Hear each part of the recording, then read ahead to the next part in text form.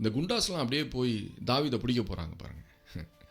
இப்போ என்ன நடந்துச்சான், அவர்கள் தீர்க்க தரிசனம் சொல்லுகிற தீர்க்கதரிசிகளின் கூட்டத்தையும் சாமுவேல் அவர்களின் தலைவனாக நிற்கிறதையும் கண்டார்கள். அப்போது தாவீது இருக்கிற ஒரு இடத்த பார்த்தோம் அப்படின்னா, அவன் ஒரு பாஸ்டருக்கு கீழே அடங்கியிருக்கான்.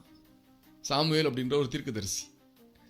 அந்த தீர்க்கதரிசி என்ன பண்ணிக்கிட்டு இருக்கிறாரு அப்படின்னா, அவர் சுற்றிலும் ஒரு குறிப்பிட்ட கும்பலை வச்சுக்கிட்டு தீர்க்க தரிசனம் சொல்லிக்கிட்டு இருக்கிறாங்க. அவங்க பாடி ஏதோ பேசிக்கிட்டு இருக்கிறாங்க.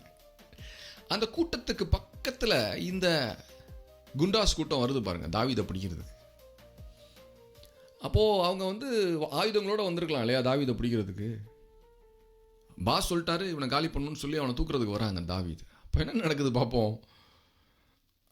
வந்த குண்டாஸும் தீர்க்க தரிசனம் சொல்ல ஆரம்பிச்சிட்டாங்களாம். அதுதான் இங்கே எழுதியிருக்கு பாருங்க. சாமுவேல் அவர்களின் தலைவனாக நிற்கிறதையும் கண்டார்கள். அப்பொழுது சவுலினுடைய சேவகர் மேல் தேவனுடைய ஆவி இறங்கிறதுனால் அவர்களும் தீர்க்க தரிசனம் சொன்னார்கள் என்று எழுதியிருக்கேன்.